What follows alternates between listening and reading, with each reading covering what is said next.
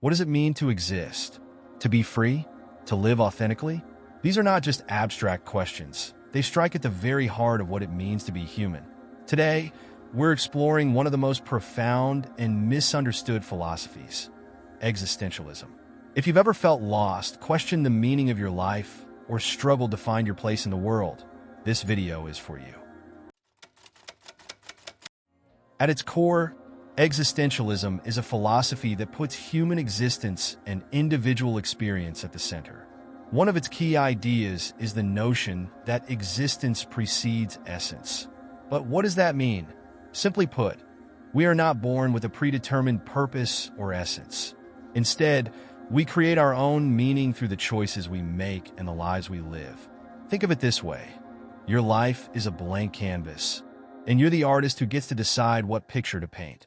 Existentialism grapples with themes like freedom, anxiety, authenticity, and the absurd.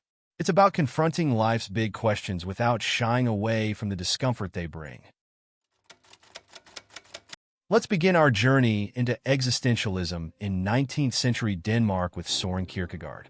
Often called the father of existentialism, Kierkegaard was a philosopher who rebelled against the conformity and rigid structures of his time. He believed in a deeply personal faith and argued that the individual's relationship with God must be authentic, not mediated by institutions or societal norms. His concept of the leap of faith illustrates this beautifully. A courageous leap into the unknown, driven by passion and belief, not logic. Kierkegaard's writings emphasize the importance of individual choice and commitment, highlighting the subjective nature of human experience. Kierkegaard's existentialism was a response to the dominant Hegelian philosophy of his time, which emphasized universal truths and systematic thinking. In contrast, Kierkegaard focused on the individual's subjective experience and the inherent uncertainties of life. He believed that true faith required embracing doubt and uncertainty, rather than seeking comfort in rational explanations or institutional doctrines. This emphasis on personal authenticity and the individual's struggle with faith laid the groundwork for later existentialist thinkers. From Kierkegaard, we move to Fyodor Dostoevsky, whose novels grapple with existential themes in a profound and often unsettling manner. Dostoevsky's works delve into the complexities of human nature, freedom, and morality. In Notes from Underground, he introduces a man consumed by freedom, a freedom so total it paralyzes him. The protagonist, known as the Underground Man, embodies the existential struggle with self-awareness and the burden of absolute freedom. He rejects societal norms and rationality, choosing instead to embrace his own irrationality and contradictions. This character's internal conflict and isolation highlight the existential themes of alienation and the search for meaning. In The Brothers Karamazov, Dostoevsky explores the burden of faith and the chaos of nihilism. Through the characters of Ivan and Alyosha Karamazov, he presents a dialogue between belief and doubt, faith and reason. Ivan's intellectual skepticism and rejection of God contrast sharply with Alyosha's deep spiritual faith. This tension between belief and doubt reflects the existentialist concern with the individual's search for meaning in a seemingly indifferent or hostile universe. Dostoevsky's exploration of these themes reveals a profound truth. Freedom and meaning often clash, and the struggle to reconcile them defines our humanity. As we move into the 20th century, existentialism continues to evolve and gain prominence. Jean-Paul Sartre, a French philosopher and playwright, becomes one of the most influential figures in existentialism. Sartre's existentialism is rooted in the idea that existence precedes essence, meaning that individuals are not born with a predetermined purpose or nature. Instead, they must create their own meaning and identity through their actions and choices. Sartre's famous declaration that man is condemned to be free encapsulates the existentialist view of human freedom as both a gift and a burden. Sartre's existentialism emphasizes the importance of individual responsibility and the consequences of one's choices. In his play, No Exit, Sartre explores the idea of self-deception and the ways in which individuals avoid confronting the reality of their freedom. The characters in the play are trapped in a room together, forced to confront their own actions and the impact they have on others. This setting serves as a metaphor for the existentialist belief that individuals are ultimately responsible for their own lives and must face the consequences of their choices. Simone de Beauvoir, a contemporary and partner of Sartre, also makes significant contributions to existentialism. In her seminal work, The Second Sex, de Beauvoir applies existentialist principles to the analysis of women's oppression. She argues that women, like men, must take responsibility for their own existence and reject the roles imposed on them by society. De Beauvoir's existentialist feminism emphasizes the importance of personal freedom and authenticity in the struggle for gender equality. Another key figure in existentialism is Albert Camus, a French-Algerian philosopher and writer. Camus' existentialism is often associated with the concept of the absurd, the idea that life is inherently meaningless and that human beings must confront this lack of meaning. In his essay, The Myth of Sisyphus, Camus uses the Greek myth of Sisyphus, who is condemned to roll a boulder up a hill for eternity, as a metaphor for the human condition. Camus argues that, despite the absurdity of life, individuals can find meaning through their actions and their defiance of the absurd. Camus' novel, The Stranger, further explores the theme of the absurd and the individual's struggle to find meaning in an indifferent world. The protagonist, Mesault, is a detached and emotionally indifferent man who confronts the absurdity of existence through his actions and choices. Camus' exploration of the absurd highlights the existentialist belief that individuals must create their own meaning in a world that offers no inherent purpose. Existentialism also finds expression in the works of other writers and philosophers, such as Martin Heidegger, Karl Jaspers, and Gabriel Marcel. Heidegger's existential phenomenology emphasizes the importance of being and the individual's relationship with the world.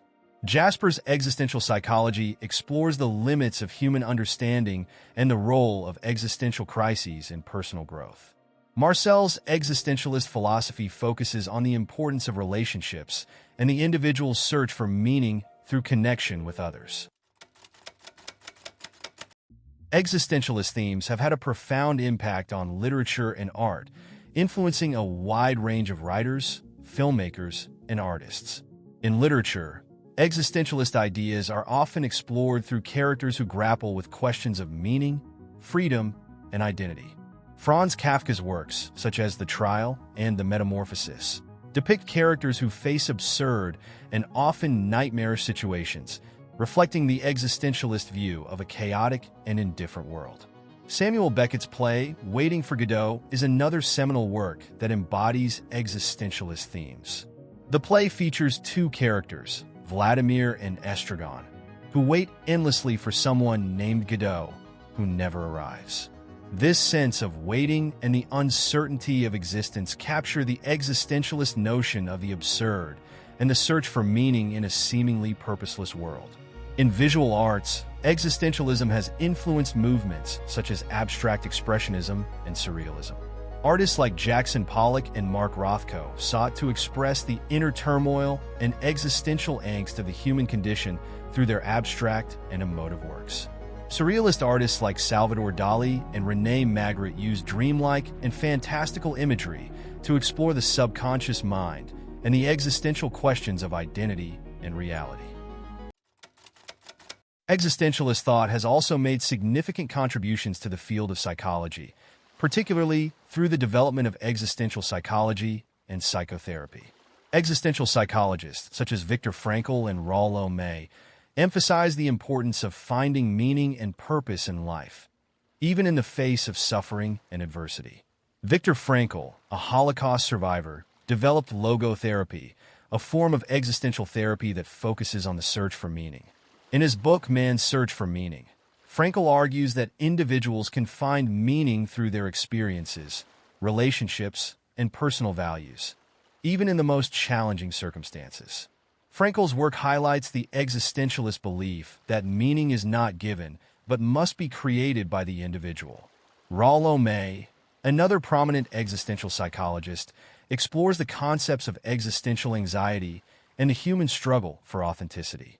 In his book, The Courage to Create, May argues that creativity and self-expression are essential for personal growth and fulfillment.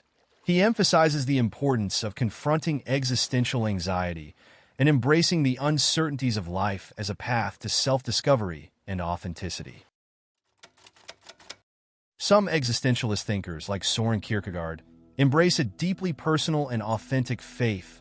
Others, like Jean-Paul Sartre and Albert Camus, adopt an atheistic or agnostic perspective. Kierkegaard's existentialism is rooted in his Christian faith, and he argues that true faith requires a personal and passionate commitment to God, free from institutional or societal influences. His concept of the leap of faith reflects the existentialist emphasis on individual choice and the acceptance of uncertainty. In contrast, Sartre's existentialism is atheistic, and he argues that individuals must create their own meaning and values in a world without inherent purpose. Sartre's famous statement that existence precedes essence encapsulates this view, suggesting that individuals are not born with a predetermined nature or purpose, but must define themselves through their actions and choices. Albert Camus, while not explicitly atheistic, explores the idea of the absurd and the human struggle to find meaning in a seemingly indifferent universe. In The Myth of Sisyphus, Camus argues that individuals must confront the absurdity of existence and create their own meaning through their actions in defiance of the absurd. Existentialism doesn't hand you answers, it hands you questions. In asking, what does it mean to exist? Or how can we live authentically? We uncover our humanity. Whether you're navigating the chaos of modern life or seeking deeper meaning, existentialism invites you to embrace uncertainty and make your own path. So, what does freedom mean to you? Let us know in the comments. And if this journey resonated, hit like, subscribe, and join us for more explorations of life's big questions.